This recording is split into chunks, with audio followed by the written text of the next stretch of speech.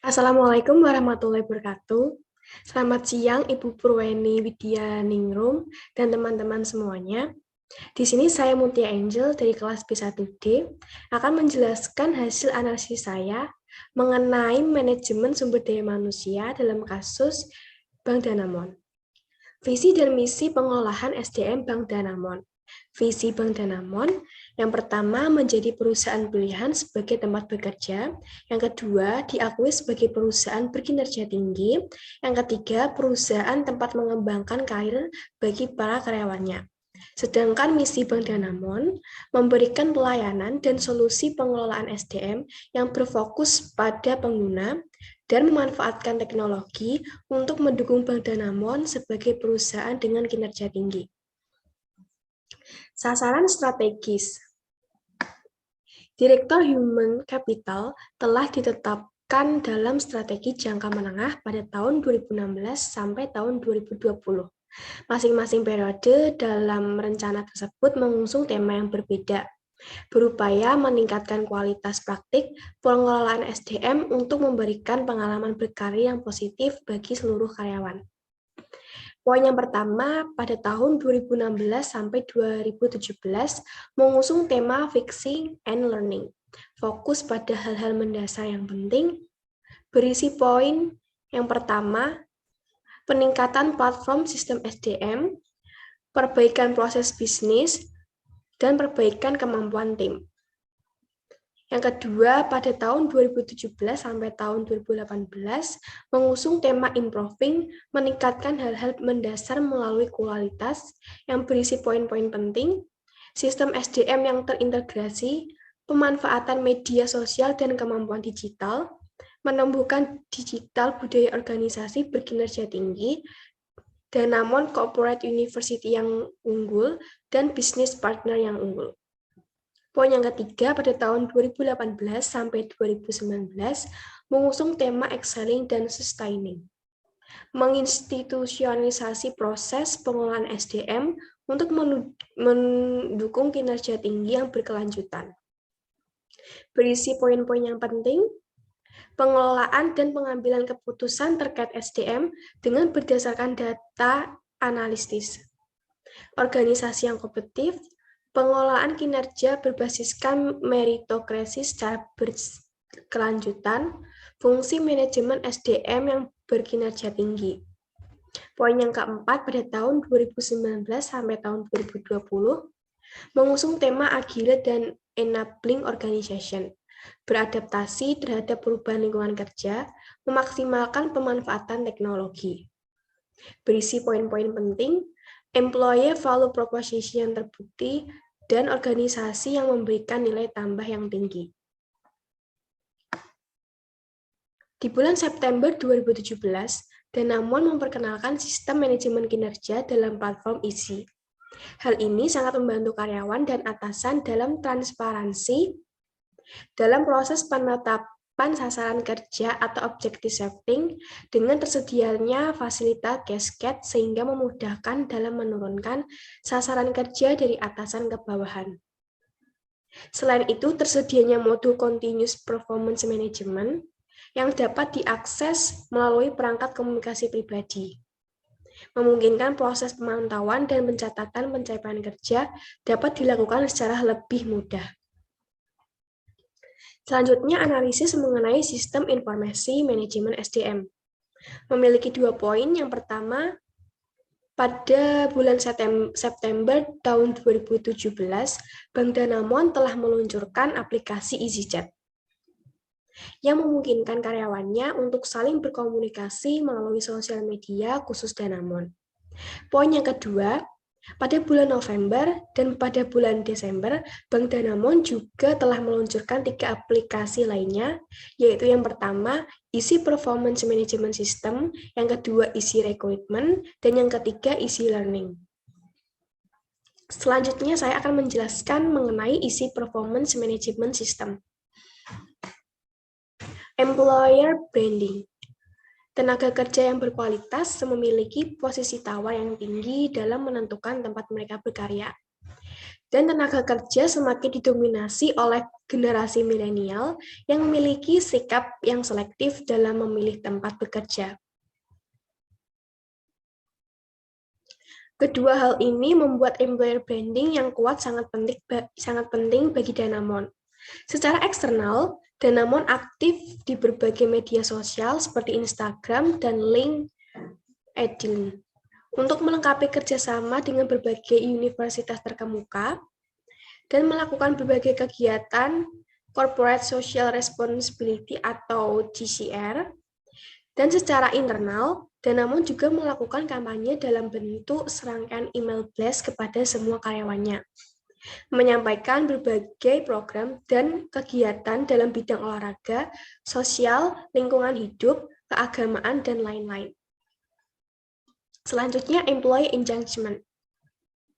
Aspek kualitas kepemimpinan atau leadership adalah salah satu faktor penting yang harus ditingkatkan.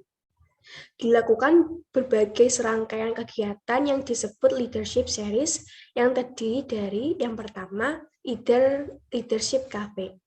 Sesi sharing session tatap muka yang melibatkan pembicara terkemuka yang membahas berbagai macam topik aktual seperti visi kepemimpinan, motivasi, kewirausahaan, dan lain-lain. Yang kedua, leadership giving back. Sesi sharing ini session tatap muka yang disampaikan oleh direksi Danamon. Dan yang ketiga, leadership chat. Sesi sharing session yang melalui media sosial EasyChat yang dikembangkan untuk penggunaan internal di Danamon.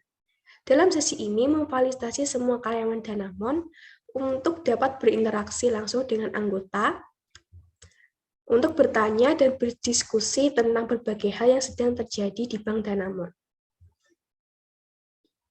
Pengelolaan risiko memiliki 4 poin penting. Yang pertama, penguatan manajemen risiko.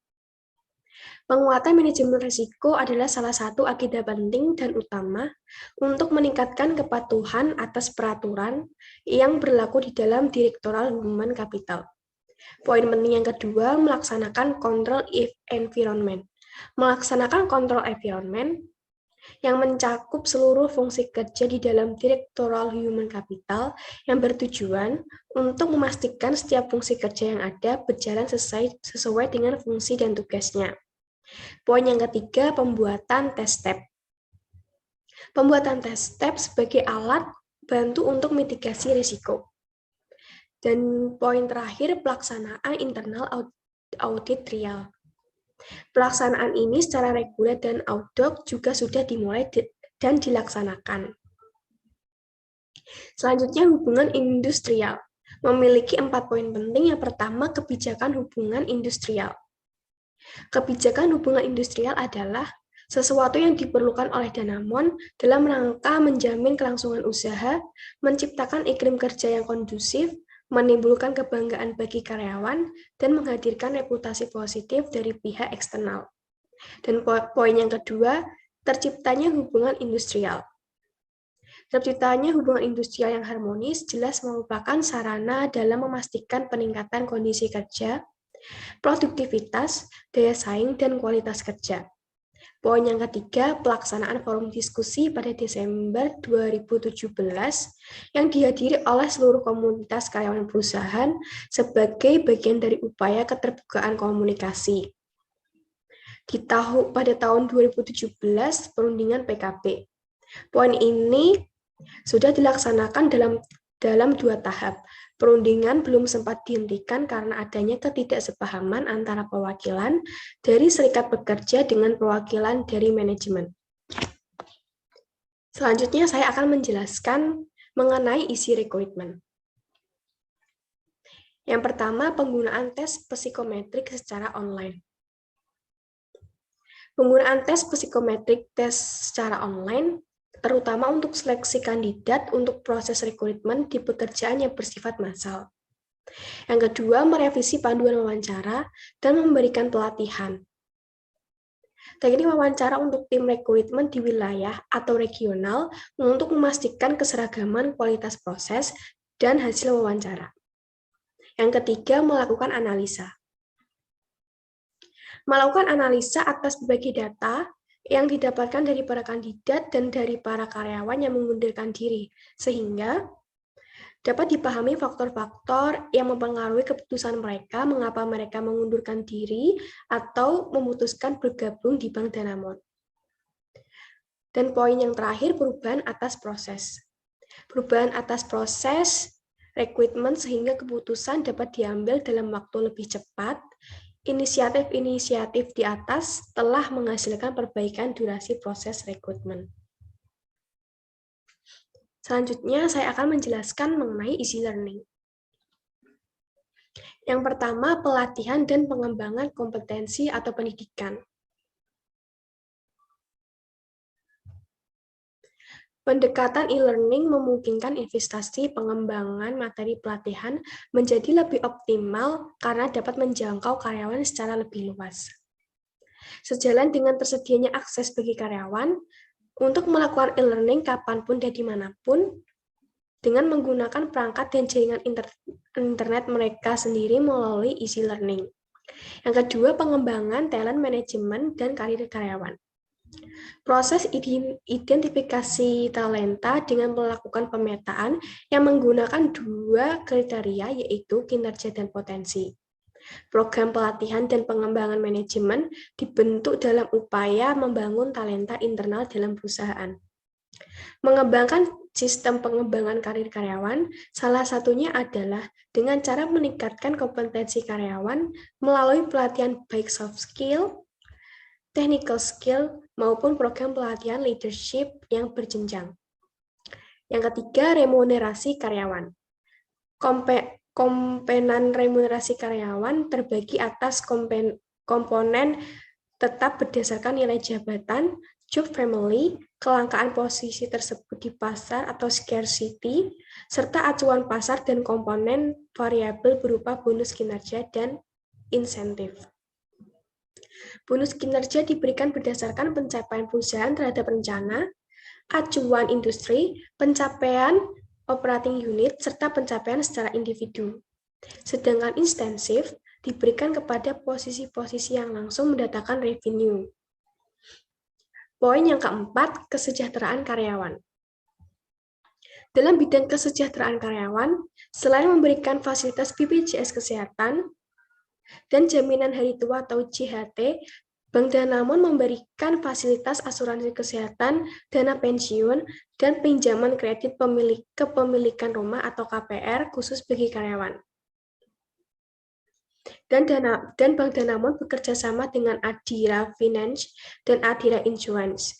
Melalui program ini, para karyawan dapat mengajukan kredit, pembelian kendaraan bermotor, produk elektronik rumah tangga, dan berbagai macam asuransi dengan tingkat suku bunga atau premi yang lebih rendah dibandingkan dengan suku bunga atau premi komersional.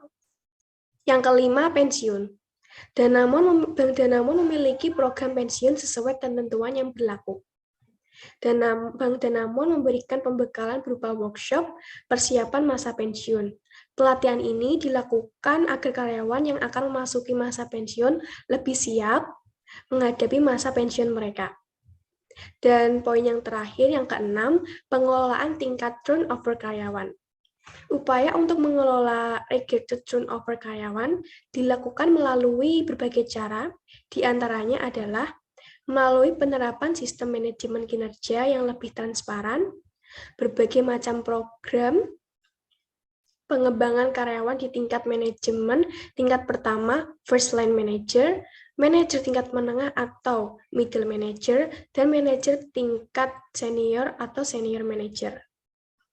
Kesimpulan, poin penting mengenai analisis terkait manajemen sumber daya manusia dalam kasus Bank Danamon terdapat pada sistem informasi manajemen SDM yang berisi aplikasi EasyChat, Easy Performance Management System, Easy Recruitment, dan Easy Learning. Karena platform aplikasi Easy berfungsi sebagai perpustakaan atas berbagai informasi terkait pekerjaan, serta untuk mempermudah pengelolaan manajemen SDM dan menciptakan suatu pengalaman baru bagi seluruh karyawan Danamon. Selain melalui komputer, di jaringan kantor Danamon, semua aplikasi ini juga dapat diakses melalui jaringan internet menggunakan semua perangkat milik karyawan masing-masing. Kemudian ini sangat membantu mobilitas karyawan Danamon dan yang lebih penting lagi memberikan pengalaman yang relevan dengan tren di masa depan, yaitu pengalaman digital dengan akses kapanpun dan dimanapun. Sekian hasil analisis dari saya. Wassalamualaikum warahmatullahi wabarakatuh.